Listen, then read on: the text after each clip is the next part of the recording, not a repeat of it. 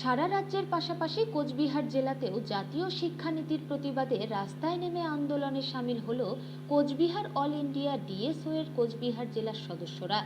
কেন্দ্রীয় শিক্ষানীতিকে রাজ্য সরকার এই রাজ্যে লাগু করার প্রতিবাদে আজ অল ইন্ডিয়া ডিএসও এর কোচবিহার জেলা কমিটির পক্ষ থেকে কোচবিহার কাছারি মোড়ে জাতীয় শিক্ষানীতি 2020 এর প্রতীকী বিল পুড়িয়ে বিক্ষোভ প্রদর্শন করা হয়। এদিন অল ইন্ডিয়া ডিএসও এর কোচবিহার জেলা সম্পাদক মণ্ডলীর সদস্য আসিফ আলম জানান, সারা রাজ্য জুড়ে এই আন্দোলন চলছে।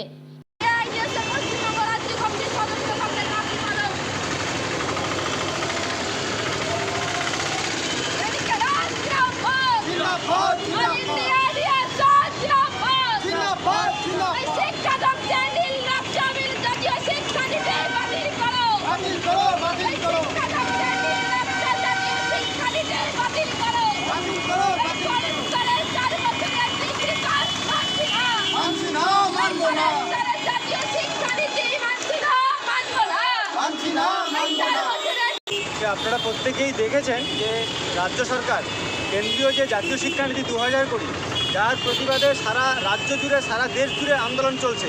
দেশের তামাম শিক্ষাবিদ থেকে শুরু করে ছাত্রছাত্রীরা আমরা এআইডিএসের পক্ষ থেকে এর বিরুদ্ধে সেই প্রথম দিন থেকে এর বিরুদ্ধে লড়াই আন্দোলন সংগঠিত করেছি।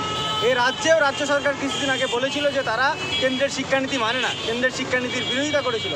আমরা তখন যে কথাটা বলেছিলাম মুখে বিরোধিতা, বাস্তবে কিন্তু এই সরকার চালু করবে, তারই পরিণতি আমরা দেখলাম কয়েকদিন আগে।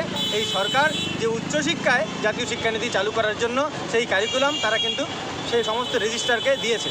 আমরা এরই প্রতিবাদ করছি। আমরা মনে করি যে এই যে 3 বছরের ডিগ্রি কোর্স, এটা যে আজকে 4 বছরে করা হচ্ছে, এর ফলে কিন্তু আপামর ছাত্রছাত্রীরা ক্ষতিগ্রস্ত হবে। এই 4 বছরের এক্সট্রা টাকা এটা কে দেবে? আমরা আজকে দেখছি সেমিস্টার সিস্টেমের নামে 6 মাস পর পর টাকা দিতে হচ্ছে ছাত্রছাত্রীদের। এই যে 4 বছরের ডিগ্রি কোর্সের এই যে স্বৈরাচারী সিদ্ধান্ত, কেন্দ্র সরকারের সিদ্ধান্তকে রাজ্য সরকার যে একদম বিনা যুদ্ধেই যে এটাকে চালু করছে, বাস্তবে যোগসাজশ করে আমরা এর বিরোধিতা করছি। সারা রাজ্য জুড়ে আজকে আমাদের 20 তারিখ প্রতিবাদ কর্মসূচি হচ্ছে। উচ্চ মাধ্যমিক পরীক্ষা চলছে, আমরা বৃহত্তর আন্দোলন করতে পারছি না, কিন্তু আমরা সরকারকে হুঁশিয়ারি দিতে চাই যে যদি এই অবস্থান থেকে সরকার না সরে, এই 4 বছরের ডিগ্রি কোর্সের যে এই ষড়যন্ত্র যদি না সরে যায় আসে, তাহলে আমরা এর বিরুদ্ধে বৃহত্তর আন্দোলনে নামতে বাধ্য হব।